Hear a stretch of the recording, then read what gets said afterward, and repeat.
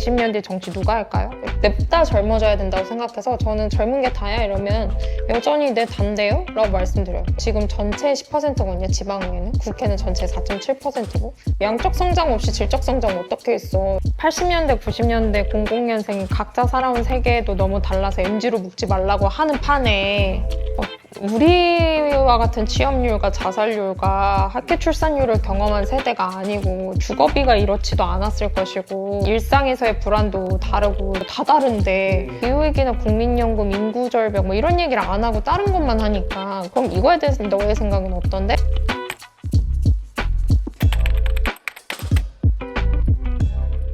지금 보시는 분들 중에 모르시는 분들도 있을 테니까 제가 간단히 먼저 소개하면 젊은 정치인을 키우고 성장시키는 정치인 에이전시 뉴에이즈를 운영하시는 혜민 대표님 네. 이시고요. 어디에다 인사요? 오늘 진짜 시간 내주셔서 감사해요. 제가 소개한 거는 좀 짧으니까 좀 더 자세히 소개해 주세요. 뉴에이즈는 정치를 제대로 하는 정치인 에이전시이고요. 만 39세 이하 젊은 정치인들을 더 많이 발굴하고 유권자를 키워서 연결해서 진짜 중요한 문제, 사회 문제를 해결할 수 있는데 집중할 수 있는 정치 시스템을 만들고 있습니다.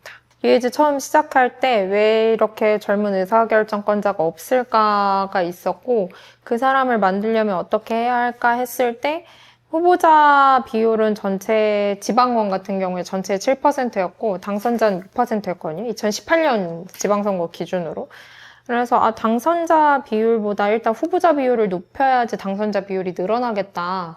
후보자를 어떻게 많이 늘리지? 에서 출발했었던 거고 그렇게 했을 때 후보자를 키우는 접근을 스포츠 에이전시처럼 초당적으로 하자. 그래서 토트넘에 손흥민이 속해 있지만 C라는 에이전시에도 속해 있는 것처럼 우리도 그런 역할을 하는 팀이 되자라고 해서 그게 첫 번째 포지션이었고 근데 이제 손흥민 선수 같은 스타 플레이어는 다양한 구단으로 이어가면서 스포츠 에이전시에서 역할을 하겠지만 그러니까 사실 저희는 젊은 신인이 어떻게 프로 영역으로 진출하게 할 것인가를 돕는 에이전시라고 하는 게 훨씬 더 정확하죠. 그러니까 어떻게 보면 프로리그에 아직 진출하지 못한 사람들을 발굴하고 그 사람에게 가장 잘 맞는 팀을 찾아서 연결해 주는 것. 물론 정치라는 영역은 단순히 이제 스포츠와 다르기 때문에 그 사람의 신념과 가치나 이런 지향이 당연히 연결이 될 수밖에 없고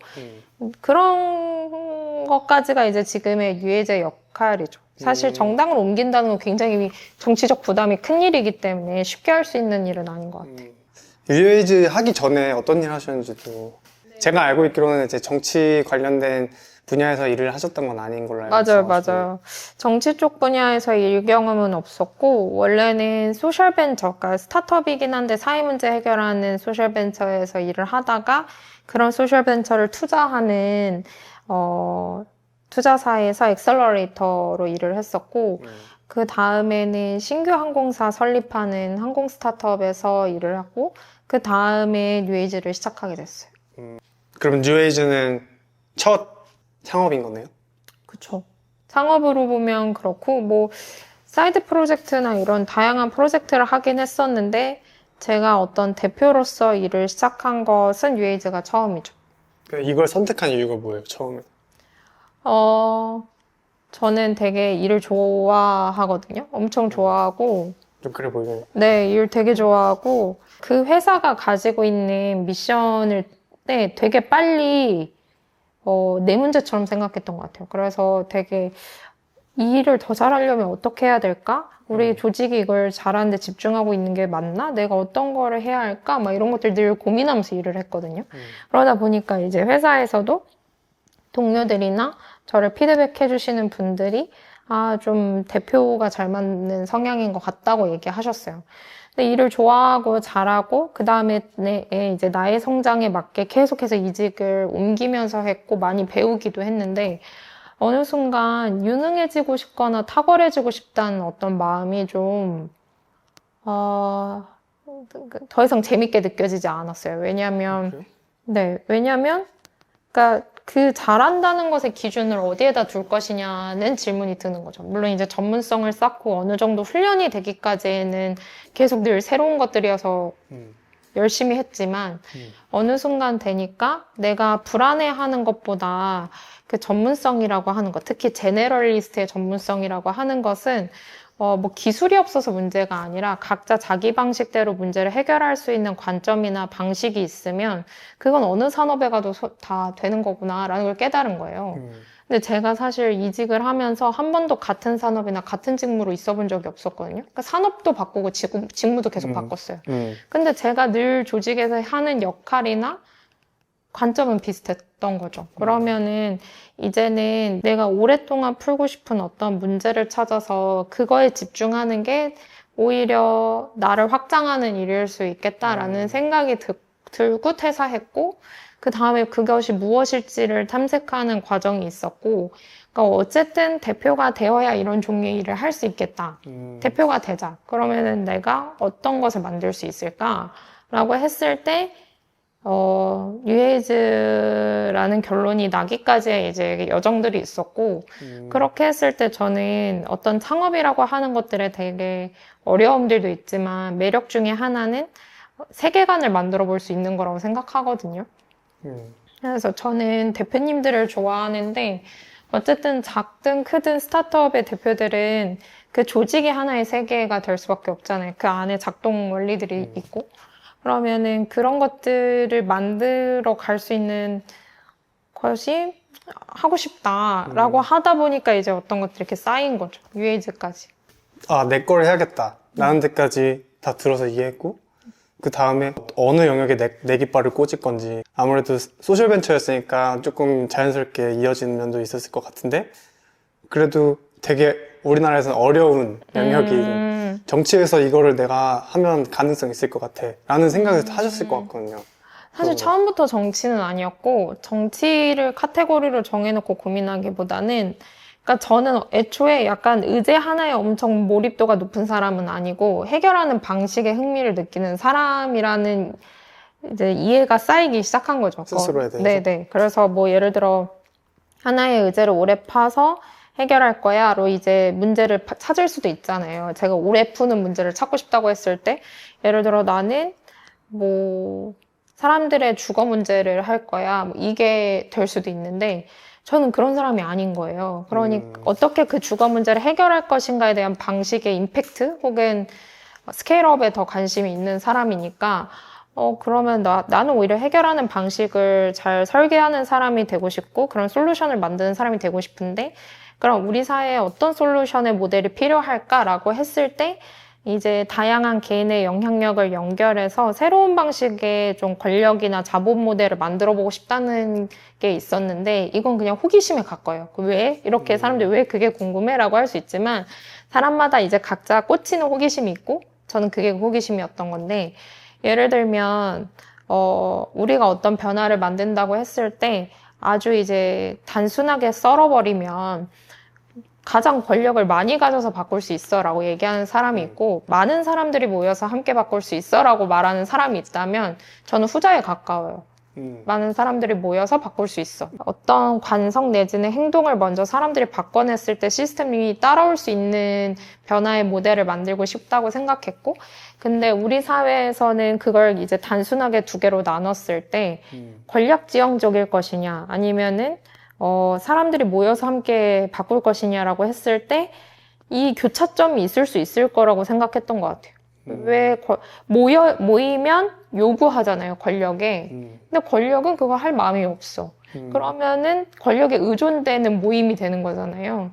그러면 모여서 권력 지향적으로 변화를 만들 수 있는 모델이 훨씬 더 임팩트가 있고 훨씬 더 자유롭고 개방적일 것 같은데 그런 종류의 모델은 뭐가 없을까라고 생각을 했었던 거고 의사결정권자를 바꾸는데 집중하면 임팩트가 클 수 있겠다. 사람들이 모여서 좋은 후보를 내고 그 후보가 좋은 권력을 가지게 만들고 그 권력을 잘 쓰게 만들면 그 변화는 어떻게 보면 10의 힘을 모아서 한 명한테 요구하는 것보다 10의 힘을 모아서 제대로 잘할 수 있는 한 사람을 만들어내고 그걸 복제해 나가는 게 훨씬 더 임팩트 있는 종류의 일이 아닐까라는 생각을 해서 정치를 해보면 내가 생각하는 솔루션 모델에 적합한 산업이겠다라고 생각했어요. 그래서 정치를 선택해서 하게 됐고 길게 보지 않고 그때가 22년도 한 9월, 10월쯤이었는데 20년도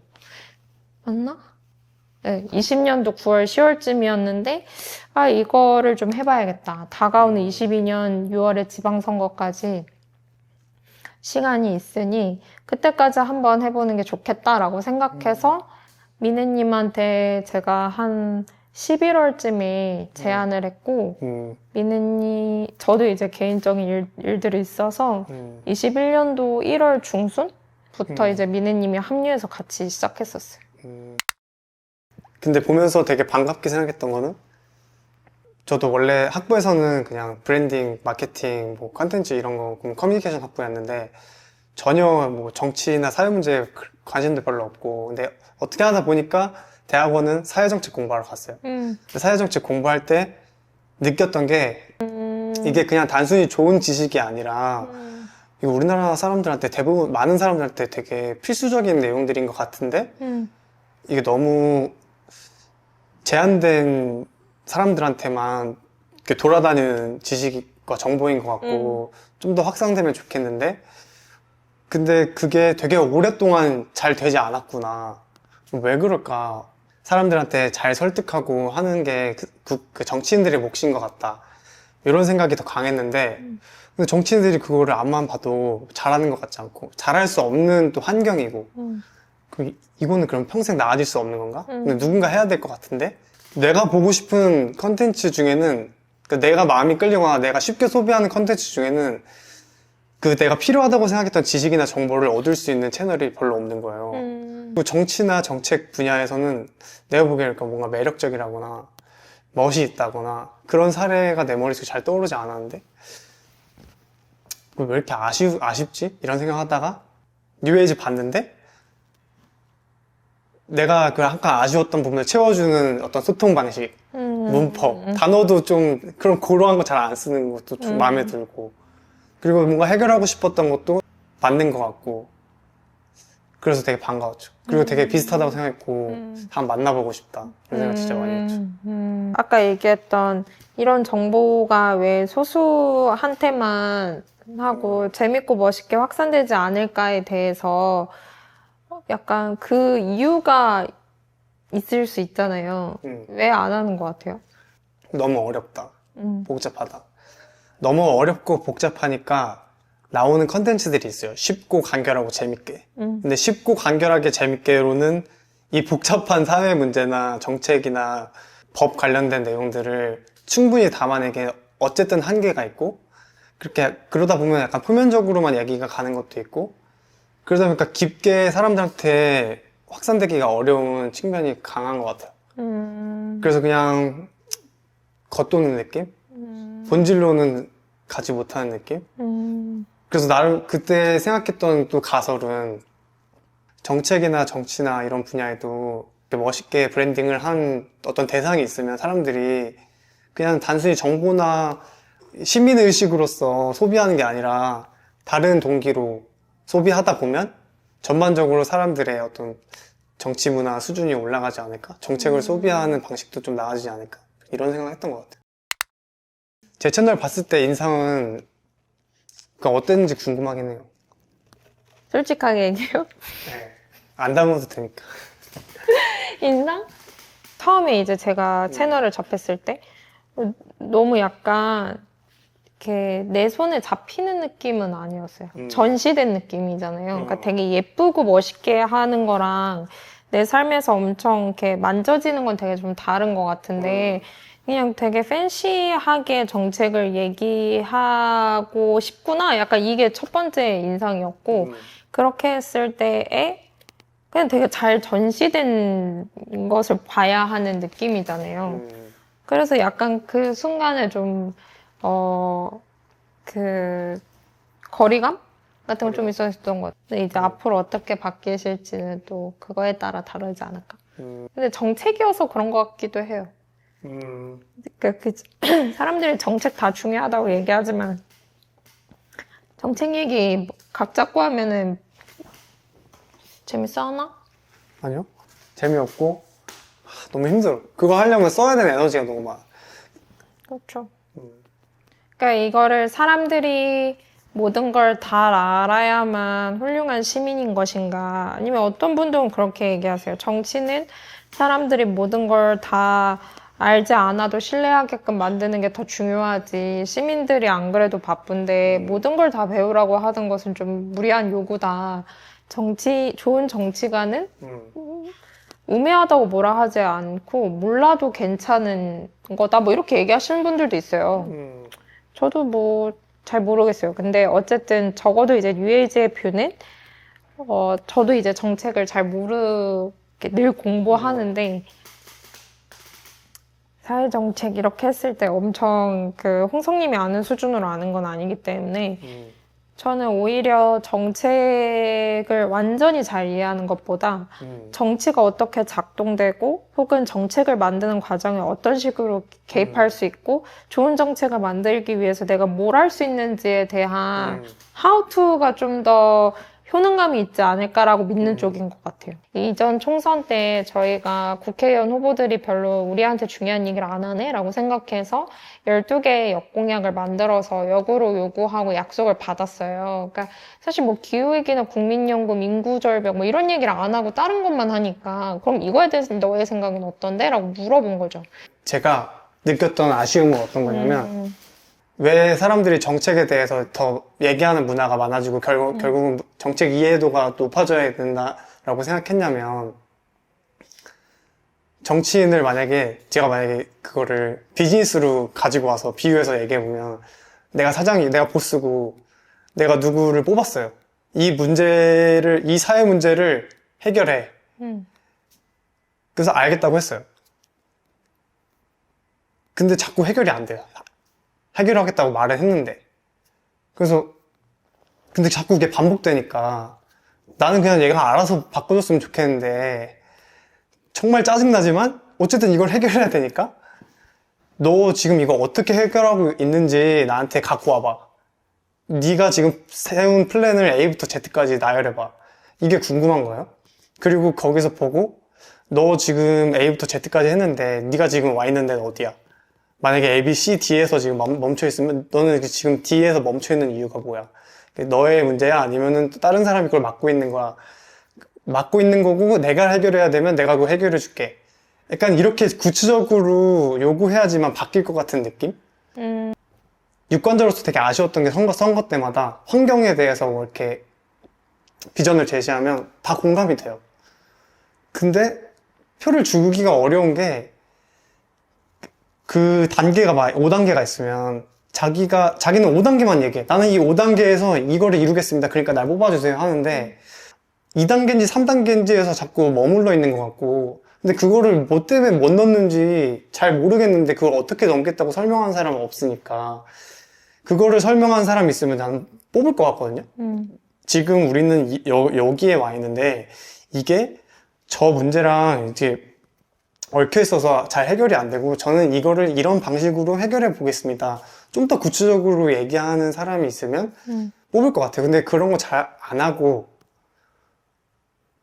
안 하니까 먼저 알고서 시켜야 될 것 같은 거죠.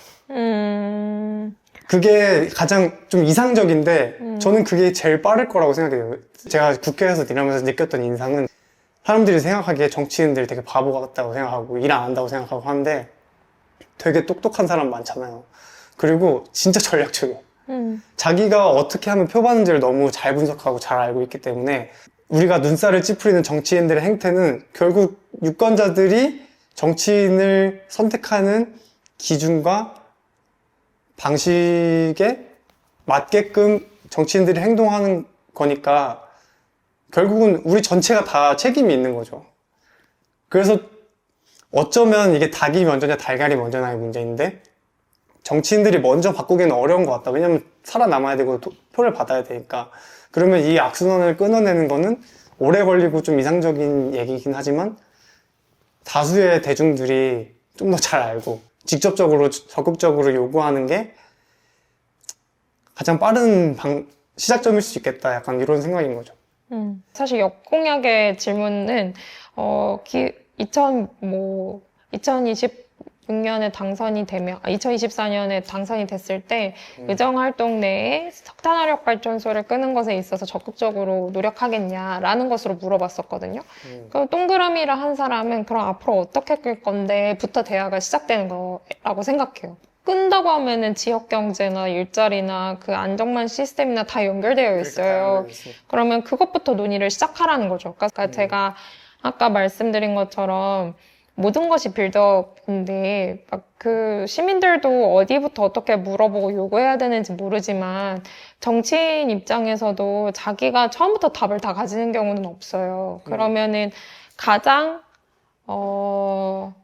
쉬운 약속부터 하나씩 쌓아가는 거죠. 저는 약간 그게 빌드업이라고 생각하는데 석탄화력 발전소를 끄겠다고 어디에서도 묻지 않았기 때문에 답하지 않았던 사람들한테 끄겠다고 답변을 받는 거예요. 그럼 그 다음에 물어볼 수 있는 건 어떻게 끌 건데? 언제까지 끌 건데? 라고 물어볼 수 있겠죠? 근데 그냥 답 물어보면 답을 안 해. 근데 인공성공 유권자가 이거 답하는 사람 뽑아준대 라고 이제 표를 가지고 얘기하면 끌게. 그러면은 어떻게 끌 건데? 라고 물어봤을 때 이전에는 답할 의무를 못 느꼈다면 일단 끈다고 했으니까 답할 의무를 그 다음에 가지게 되잖아요. 그러면은 그 의무를 가졌어. 그럼 물어보는 거예요. 그러면은 이제 답을 더 잘하는 사람이 있고 안 하는 사람이 있잖아요. 그럼 그걸 가지고 우리도 변별력을 가질 힘이 생기는 거죠. 사실 젊은 정치인이 많아지는 게 쉽게 공감할 수 있는데 드는 의문도 있잖아요. 꼭 젊어야 돼? 뭐 젊다고 뽑아야 돼? 이런 질문들을 던질 수 있잖아요. 그런 거에 대해서 좀 얘기 나눠보면 어떨까요? 지금? 저는 일단은 냅다 젊어져야 된다고 생각해요. 왜냐면은 연령 다양성이 너무 낮기 때문에 그러니까 뭐 예를 들어서 의회 안에서 젊은 사람 한 명이면 한 명이서 설득할 수 있는 범위가 너무 낮아요. 왜 결혼 안 해?에 대해서 이해가 안 되는 거예요. 60, 70년대에 태어난 사람? 사실은 거의 평균 연령 생각하면 5, 60년대에 태어난 사람의 세계관으로 정치가 계속해서 결정되는 거죠. 그러면은 지금 전체 10%거든요, 지방의회는. 국회는 전체 4.7%고.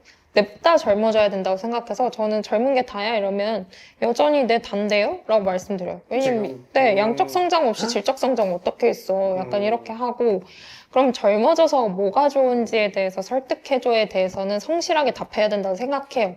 다시 젊어져서 뭐가 좋냐는 질문에 있어서는 성실하게 답하고 저희가 그 대안을 보여드려야 된다고는 생각해요. 어쨌든 냅다 젊어지긴 해야 되는데 젊어지기만 하고 정치가 그대로 안 좋아지고 똑같으면 그건 효능감이 없는 거잖아요. 그럼 젊어진 만큼 정치가 또 좋아지더라까지 책임지는 게 뉴에이지 역할이라고 생각하거든요. 그래서 이제 저희가 소개할 때 정치 시스템을 만들고 있다라고 소개를 드리는 것도 젊은 사람들이 더 많아지게끔 하는 시스템도 만들지만 그렇게 등장한 젊은 정치인들이 정치를 제대로 하고 문제 해결에 집중할 수 있도록 만들려면 어떻게 힘을 얻게 되는가, 그리고 힘을 어떻게 써야 하는가, 누구와 정치를 하는가, 어떻게 성장하는가, 이 모든 게 다 연결되어 있다고 생각하거든요. 그러니까 거기까지 만드는 게 사실 뉴에이즈가 하는 일이잖아요. 그러다 보니까 냅다 젊어져야 되는 거 맞고 양적 성장해야 되는데 질적 성장으로서의 어떤 역할도 우리가 같이 하고 있다라고 말씀드리는 거죠. 설득이 좀 되네. 반대로 생각하는, 그러니까 100% 공감하진 않았었는데. 근데 저는 약간 그런 질문해요. 막 이렇게 청년 정치인들 사실 뭐 한 게 있고 문제 있잖아. 막 이렇게 하고 한두 명 잘못하면 청년 정치 뭐 위기 뭐 이렇게 기사 나거든요. 근데 중년이나 노년 정치인들이 한두 명이 문제인 게 한둘이 아니잖아요. 근데 노년 정치의 위기라는 기사 안 나요. 근데 그게 어떻게 보면 그 다수가 아닌 사람들한테 그렇게 좀 평가가 집중되죠. 그러니까 그 약간 소수 리더십일 때 훨씬 더 평가가 엄격해지고 한 사람이 굉장히 많은 걸 증명하게 만들거든요. 근데 양적으로 다수가 되고 주류가 되면 더 이상 그런 질문 하지 않는다고 생각해요. 그래서 저는 오히려 왜 벌써부터 이렇게 질적 평가를 하는 거예요. 양적으로 늘려준 적도 없으면서 다양한 사람이 훨씬 더 실력 있는 사람이 역동적으로 등장할 수 있으면 그 다음에도 이런 문제 계속 있나 한번 봐봐. 없겠지. 약간 이렇게 생각해요. 아, 약간 화난 것 같은데. 약간 화나진 이 않았고. 주제에 대해서 되게 명확하고 사람들한테 선명하게 전달하고 싶은 게 있나 봐요. 많이 받아요, 질문. 그 질문을. 네. 많이 받죠. 그러다 보니까. 아까, 언론에서는 항상 물어보시는 것 같고, 근데 저는 반대로 그렇게, 이제는 그냥 막 답변 엄청 열심히 하기보다는 반대로 질문하거든요. 전체 6%, 전체 4.7%다. 10년, 20년 뒤 정치 누가 할까요? 이렇게 여쭤봐요. 그러니까 이거는 젊은 사람들이 이렇다 저렇다 평가하기 전에 산업의 지속 가능성과 연결된 문제인데, 그냥 젊어도 별론데? 라는 태도로는 산업의 지속 가능성과 성장을 만들 수 없다. 젊어도 좋은 대로 만들 수 있게 같이 고민해야지 왜 평가만 하냐. 우리 사회에 같이 살아야 되는데 라고 말씀드리거든요. 그 답변을 공감하면서 새로 제가 머릿속에 정리된 건, 그럼 나는 젊은 정치인에 대한 생각이 어떨까? 지금 잠깐 정리된 거는, 그러니까 내가 지금까지 느꼈던 아쉬움은 이런 거였던 것 같아요. 나이는 젊은데, 그 젊은 사람이 하는 그 정치 방식이나 그 말하는 방식이 전혀 젊은 느낌이 안 들고, 기성 정치인을 그냥 모방하는 느낌이 들어서 그런 생각이 강해진 것 같아요. 젊다고 다 되는 게 아닌데, 이런 생각을 그냥 아주 논리적이지 않지만 쉽게 그냥 그런 생각을 가졌던 것 같고, 근데 만약에 젊은 정치인이 양적으로 늘어난다고 하면 내가 기대하는 건 조금 서립고, 사회 문제 해결에 있어서 그 사람의 능력을 내가 검증한 건 아니지만, 기존 정치인과 다르게 정치를 대하는 방식이나 태도 같은 걸 내가 느끼면 그 젊다는 것만으로 내가 선택할 수 있겠다라는 생각은 들어요. 그 나이로서의 그냥 젊다 말고. 그런 생각으로 난 좀 바뀐 것 같고. 근데 그런 얘기도 하시거든요. 나이만 젊다고 젊은 게 아니고 나는 나이는 50이지만 마음만큼 젊다. 이렇게 하시거든요. 그거 너무 좋다고 생각해요. 근데, 그러니까 맞는데 당사자 경험이 다르잖아요. 그러니까 어쨌든 80년대, 90년대, 00년생 각자 살아온 세계도 너무 달라서 MZ로 묵지 말라고 하는 판에 60대가 나도 마음만은 젊으니까 정치인 아니냐 이렇게 얘기하시면 맞는데 우리와 같은 취업률과 자살률과 학교 출산율을 경험한 세대가 아니고 주거비가 이렇지도 않았을 것이고 취업의 어려움이나 이 일상에서의 불안도 다르고 디지털 리터러시도 다르고 다 다른데 그거는 약간 서로가 할 수 있는 의사결정의 관점과 우선순위가 다르다는 걸 인정해야죠. 젊은 정치인이 꼭 좋은 정치인의 동의어여서 늙은 정치인이 뭐 욕은 아니잖아요. 그냥 각각의 역할이 있다고 생각하고. 그래서 좀, 어느 순간에는 계속 성실하게 답해야 된다는 생각도 하지만 한편으로는 이 다음으로 넘어가고 싶다라는 생각도 할 때도 있어요. 뭐 젊다고 다예요? 라는 질문 말고 젊은 사람들이 이런 걸 해보면 어떨까라는 대화든 좀 다른 대화로 넘어갈 수 있으면 좋겠다라는 생각들을 하죠. 왜냐면 비슷한 질문에 계속 답을 해야 되고 물론 저도 질문에 답을 하면서 제가 UAG가 지나해오는 과정에 따라서 답변도 훨씬 바뀌기도 하지만 그럼에도 불구하고 어떤 질문의 스테이터스가 사회가 정치인을 바라보는 스테이터스잖아요. 그래서 그 스테이터스가 좀 전환될 수 있으면 좋겠다. 그러려면 어쨌든 우리가 훨씬 더, 힘이 필요하겠다. 좀 크고 싶다. 이렇게 생각하죠. 젊은 정치인이 많지 않은 이유에 대해서 고민해 본 게 있어요. 뉴에이지에서. 혹은 혜민이. 저희가 가장 주목하고 있는 건 사실 인재성장 시스템이 없다는 거죠. 그러니까 정당에? 모든 정당에 이제 인재성장 시스템이 없고, 인재성장 시스템이 없다 보니까 정치를 일로 할 수 있나? 그것을 하기 위해서 어떻게 해야 하지? 라고 하는 부분에 있어서 모든 훈련이나 접근 자체가 굉장히 폐쇄적이고, 그러다 보니 자연스럽게 이제 권력을 획득하는 방식, 책임과 권한을 얻는 방식이 되게 폐쇄적이에요. 불투명하고. 그거를 이제 뭐 공천제도로 이야기하는 사람들도 있고, 당내 민주주의로 얘기하는 사람들도 있고 되게 다양하게 또 그 결과를 볼 수 있잖아요. 그러니까 어쨌든 그 자체가 되게 불투명하고 비체계적이다 보니까 결심한 사람들이 후보가 되고 당선이 되기가 어려운 거죠. 그렇게 했을 때 뭐 비용 이런 것들도 다 따라오는데 이제 뉴에이지가 가장 먼저 주목한 건 돈을 쓰려면 어쨌든 결심해서 도전해야 되고 결심과 도전 앞에는 결국 인재성장 시스템부터 문제가 된다고 생각했고 많은 기사나 논문이나 다 이미 그것이 문제라고 진단은 내려놨었어요. 근데 그거에 대한 솔루션이 없었는데 왜 없냐고 하면 당내 지도부가 계속 바뀔 때마다 새로운 인재성장 시스템에 대한 비전을 그리게 되고 그러다 보니까 지속성이나 영속성이 없는 거예요. 그래서 모두 어떤 정당도 그걸 안 하고 있다 보니까 매번 급하게 인재 영입을 하게 되고 그러다 보니까 뭔가 또 이제 왜 당내 육성 인재를 하지 않느냐라는 갈등들도 있고 그래서 그러면 우리는 정당 밖의 인재팀으로 초당적으로 이런 역할을 할 수 있을 것 같으니까 우리가 일단 해보자가 첫 번째 출발이었죠. 그 다음에 자기 세력이 있어야 자기 정치를 독립적으로 할 수 있는데 세력 기반을 만드는 데 있어서 가장 효과적인 건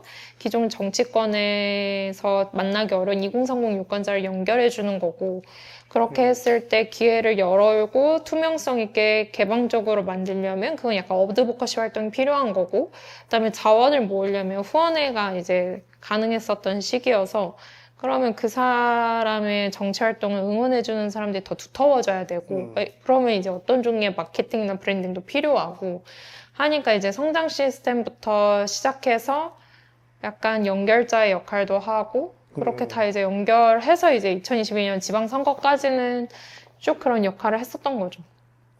그러니까 그런 면에서 영면접이 진짜 확 와닿았어요, 나는.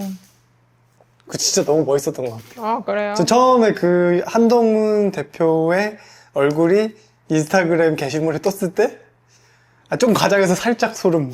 그래요? 그냥 그 한동훈이라는 인물이 대단해서 소름 돋은 게 아니라 저는 계속 봤잖아요. 뭘 하겠다라는 걸. 아직 뭔가 궤도에 오르기에 좀 더 낮은 고도였는데 이게 점점 오르고 있다. 그 확실히 고도가 높아졌다. 그 생각이 딱 들어서 되게 좋다고 생각했고 그리고 실제로 영면접 보니까 근데 영면접이 뭔지 설명해야 될 것 같은데? 그래요? 영면접 한 번만 간단히 얘기해 주세요. 영면접은 저희가 100명의 그 면접관을 모시고 정당이 보통 인재성장 시스템뿐만 아니라 비전이나 인재상이 무엇인지 자체도 제대로 공유하지 않고 인재들한테 우리 정당을 선택하라고 하는 꼴인 거예요. 그래서 오히려 저희가 크게 뭐 비전과 인재상, 그 다음에 인재 성장 경로, 그 다음에 뭐 성장 기회와 자원, 그 조직 문화와 만족도, 그리고 문제 해결 역량 이렇게 5가지 팩터로 해서 정당을 실제로 반대로 면접을 보는 자리였어요. 10월 네. 말에? 네. 10월 말쯤에 이제 첫 번째로 국민의힘 당대표 내지는 지도부 내지는 주요 인사들이랑 첫 번째 영면접을 진행한 거잖아요. 네네. 근데 거기서 저는 이제 그날 그게 유튜브로 송출된 걸 봤는데 젊은 정치인을 성장시키는 시스템을 국민의힘에서도 좀 이제는 마련하고 싶어 한다는 거를 명확하게 얘기했던 것 같아서 그게 되게 좋았거든요. 네. 사실 2가지예요. 하나는 없어요. 없으니까 뉴에이즈가 어쨌든 뭐 4년차 된 팀으로서 그 인재성장 시스템에 대한 노하우나 경험들을 쌓았잖아요. 그러면은 이제 정당들한테 새롭게 만드시지 말고 저희랑 같이 하시죠. 근데 저희도 한계가 있다. 왜냐면 정당 밖의 인재팀이다 보니까 당의 어떤 가치나 비전, 당원 당규, 뭐 강령부터 해서 당원으로서 알아야 하는 교육 프로그램을 뉴에이지가 제공할 수도 없고, 그다음에 잘 성장하더라도 당 안에서 지속 가능하게 어떤 활동을 해야만 그분이 어떤 그 활동 반경을 확장해서 정치인으로서 성장할 수 있는 거잖아요. 그럼 당내 조직이나 당직 활동이나 이런 것들의 연결성이 되게 중요하다 보니까 저희가 인재를 잘 만드는 만큼 당과의 인재 연계도 중요하고 인재풀을 공유하는 것도 되게 중요할 것 같다라고 하는 저희의 한계도 느낀 거죠. 그러니까 정당의 니즈도 있고 뉴에이지도 어떤 솔루션을 하는 데 있어서 어떤 좀 더 장기적 호흡에 일관성 있는 경험을, 성장 경험을 만들어야 된다고 생각을 해서 그런 부분에 있어서 이제 정당의 이전에는 업무 협약을 통해서 인재풀도 제안하고 그 인재들을 홍보하고 이랬다면 이제는 당내 인재 성장 시스템을 어떻게 구축하면 좋을지에 대해서 저희도 저희 의견을 좀 제시하고 어떤 자원들을 같이 공유하는 방식인 것 같아요. 근데 그 이후에 그러면 계속 그 이어지는 스텝이 있어요? 여의도 연구원이랑 업무 협약을 맺고 같이 인재 성장 시스템 구축이나 인재 발굴 성장 쪽으로 협력할 거예요. 다른 정당은 안 한대요? 컨택은 해봤을 거 아니에요? 지금 지금 구체적으로 논의 중인 정당들은 있어요. 있어요? 네네네. 아주 확정된 건 아니지, 뭐 날짜까지 나온 건 아니고. 하겠다고 확정은 됐는데 날짜가 뭐 11월 전국이 워낙 혼란해가지고 날짜 확정은 아직 안 된 상태? 아니, 진짜 다 나오면 좋을 것 같아. 맞아요. 근데 그걸 되게 솔직하게 얘기하는 게 저는 사실 되게 좀 인상이 바뀌었어요. 국민의힘에 대해서. 그 자기네 부족한 거 솔직하게 얘기하는 거 되게 마음에 들었고. 근데 뭐 이제 구체적인 내용을 확인한 건 아니었죠. 뭐 거기까지 바라는 건 욕심인 것 같고. 맞아요. 근데 사실 뭐 구체적인 답도 없고 뭐 뾰족하지 않다고 느끼시는 분들도 있을 텐데 뉴에이지 입장에서는 없음 자체를 알리는 것도 필요하다고 생각하거든요. 왜냐면 없는 걸 정확히 없다고 얘기 안 하면 요구하기가 굉장히 어려워지잖아요. 그러니까 그냥 마치 있는 것처럼 포장되는 상태가 아니라 정확히 없다. 맞아. 뭐 이제 앞으로 해야 된다. 우선순위를 가지고 열심히 할 테니까 지켜봐 달라라는 약속은 어쨌든 정치인의 약속은 무게가 있기 때문에 그럼 우리가 그 다음에 그때 약속했던 거 어떻게 되고 있으세요라고 얘기할 수 있는 트리거잖아요. 맞아. 제가 정치에 대한 경험은 없지만 정치를 하면서 좀 배우는 것 중에 하나는 정치는 확실히 좀 빌드업에 가까운 것 같아요. 그러니까 모든 것들이 그냥 뭔가 한 번에 빡 하고 바뀌는 건 없고 어떤 상황을 만들고 그 상황을 뭐 기대어서 또 다른 상황을 만들고 그 상황들이 쌓여서 어떤 변화로 연결될 수 있다고 생각을 해서 뉴에이지 입장에서도 영면접의 행사는 사실상 앞으로 우리가 할 많은 일들의 빌드업에 가까운 거죠. 그렇게 했을 때 서로 좀 공유할 수 있는 것들이 있다고 생각했어요. 어쨌든 국민의힘을 비롯해서 많은 정당들은 2030 유권자들을 진심으로 만나고 싶어하고 특히 이제 당원뿐만 아니라 비당원까지 어쨌든 스윙부터와 그 캐스팅부터 많은 유권자층이니까. 근데 모이세요 하면 늘 비슷한 사람들이 모이는 거예요. 어디서 어떻게 모아야 될지도 잘 모르고 정당이.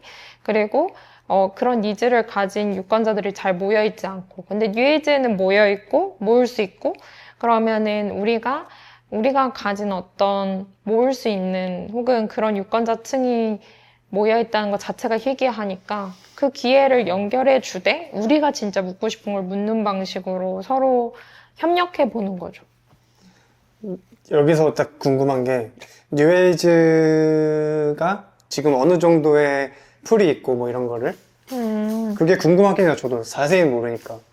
지금 저희가 2030 유권자 풀이라고 이야기하는 분들은 3만 명 정도 모여 있고 그 유권자 지형으로 분석해 보면은 좀 더 무당층에 가까운 분들이 많아요. 그래서 한 정당을 아주 고관여적으로 응원하는 분들보다는 정치가 좀 지겹고 맨날 싸우는 것 같은데 중요한 건 알겠고 어떻게 내가 관심을 가져야 할까에 대해서 알아가거나 아니면은 정치가 바뀌어야 된다고 생각하는데 어떻게 바꾸지? 라고 하는 분들이 이제 많이 모여 계시거든요. 근데 정말 현역 국회의원도 지역의 청년들 혹은 이제 2030들이 뭐 6명, 7명 모여 있다고 해도 가요. 못 만나서 가는 거거든요. 근데 이제 저희가 3만 명이라고 하면은 커머셜에선 그렇게 큰 숫자가 아니지만 정치 안에서는 굉장한 희귀한 숫자인 거죠. 왜냐면 무당층이어서 더 그런 것 같아. 맞아요. 그러니까 막 그런 얘기도 하세요. FGI 인터뷰 연결해 줄 수 있냐. 왜냐하면 여론조선 기관들은 FGI 인터뷰 한다고 하면은 무당층 그룹이 없대요. 근데 저희는 다수가 이쪽에 있다 보니까 그런 니즈들을 연결할 수도 있는 거죠. 근데 저희는 좀 더 그 3만 명의 숫자를 어떻게 더 키울 수 있을지를 오히려 요즘 더 많이 고민하는 것 같아요. 왜냐하면 3만 명 모아도 이렇게 바꿀 수 이렇게 부를 수 있잖아. 그럼 10만 명 모으면 어떻게 부를 수 있을까? 약간 이렇게 생각이 드는 거죠.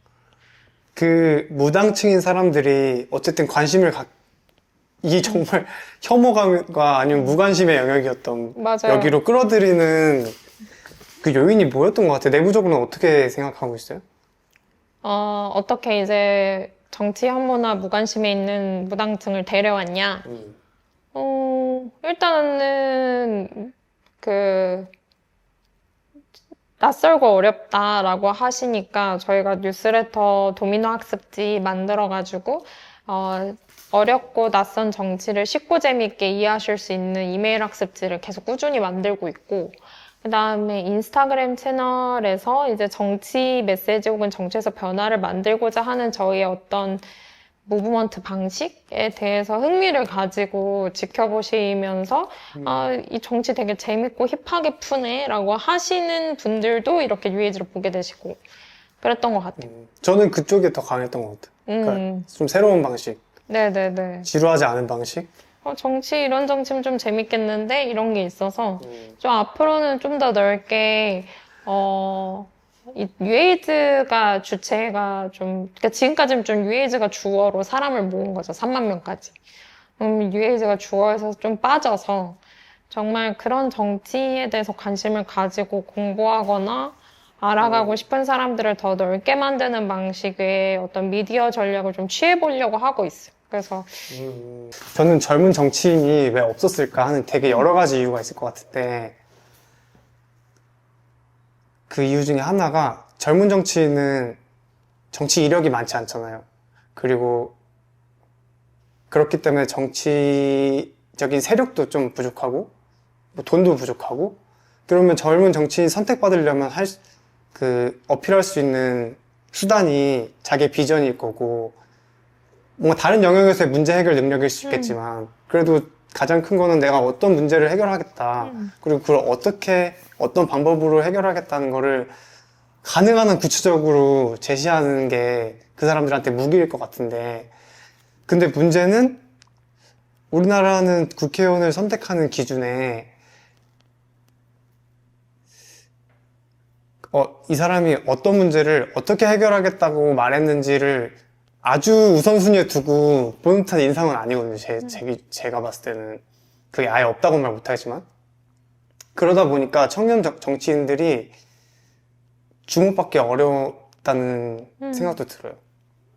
유권자 입장에서 내가 저거를 좀 더 빠르게 갈 수 있게끔 어떤 힘을 줄 수 있다고 하면 나는 뭘 할 수 있을까? 그런 게 궁금하거든요.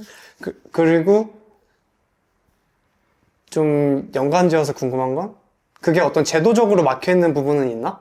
그러면 내가 선거 때 그런 걸 개선하겠다고 하는 사람을 조금 더 유념해서 보고 선택할 수도 있는 거니까 뭐 그런 것들 분석한 게 있는지 궁금해요.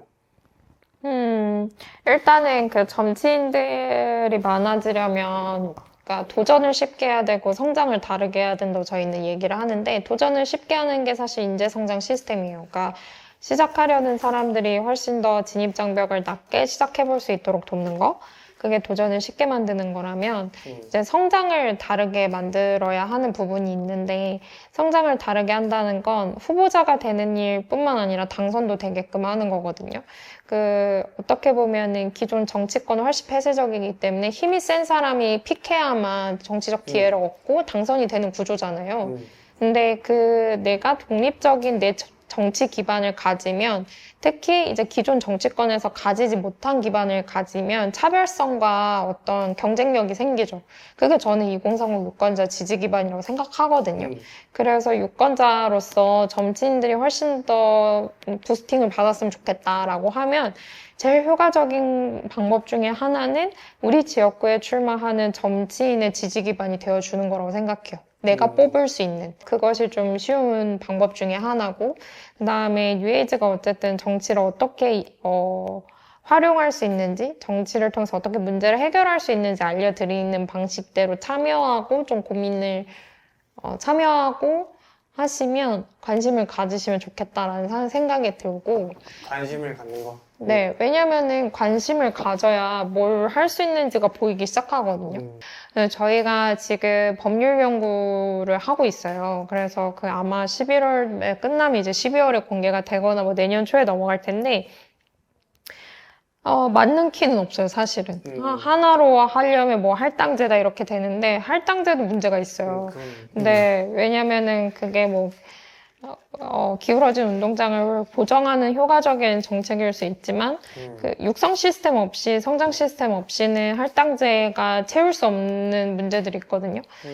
그러면은 저희는 그거를 원키가 아니라 생애주기적 관점으로 보고 단계적으로 각각의 어떤 솔루션들이 있어야 하는지에 대한 좀 맥락적인 메타적인 접근이 필요하다고 생각하고 그거에 대한 연구 결과가 내년 초에 나올 거예요. 그때 보면 좀 더 유권자로서 내가 이거에 더 관심 가지면 되겠다라는 게 명확해지네요. 네네네. 그러면 이제 관심을 가지는 단계에서 당원이 되고 실제로 정당 활동하고 출마하고 당선되고 이런 모든 여정에서 젊은 정치인들이 어떤 한계가 있고 그 안에서 법률적인 어떤 서포터들이나 제도적 변화가 있어야 하는지를 좀 아시게 될 것 같아요. 그 뉴에이지도 사실 목표를 얘기하면서 끝내려고 했는데 간단히 하나만. 뉴에이지 목표? 저는 그게 궁금했거든요. 단기적인 거, 중기적이고 장기적인 게 만약에 좀 선명하게 다른 게 있으면 그게 궁금했고 뭐 없으면 뭐 그냥 통으로. 있죠. 저희 정치를 제대로 하는 정치인 에이전시 안에 품은 좀 사실 각각의 시스템 모델들이 있거든요. 그래서 그거를 실질적으로 구현해서 그게 주류화 되게끔 만드는 것까지가 약간 장기 비전으로서 해야 할 일들이 좀 있을 것 같고 근데 일단은 단기적으로는 2026년 지방선거인데요. 26년도 6월 3일이에요. 지방선거가. 그때 더 많은 정치인들을 등장시키고 더 많은 유권자랑 연결해서 진짜 중요한 문제 해결에 집중할 수 있게끔 만들자. 그래서 26년도 6월에 더 많은 당선자가 배출되고 딱 의회가 개원되는 시점에 초당적 전국적으로 뉴에이즈와 함께 만든 역공약을 약속하고 발의하기 시작하면 훨씬 전국적으로 임팩트를 빠르게 낼 수 있지 않을까? 그래서 문제 해결의 어떤 속도를 중앙 정치에만 의존하기에는 지금 너무나 정쟁에 소모되는 시간들이 많아서 300석이 아니라 4,927석으로 사회 변화를 먼저 만들어 보자는 게 사실 뉴에이지가 이번 지방선거를 바라보는 약간 관점이거든요. 그래서 그거를 잘 해내는 게 되게 중요한 시점인 것 같아요. 그래서 멤버들한테도 우리가 지금까지 안 해본 선거만 했는데 처음으로 해본 선거가 돌아온다. 물러설 곳이 없다.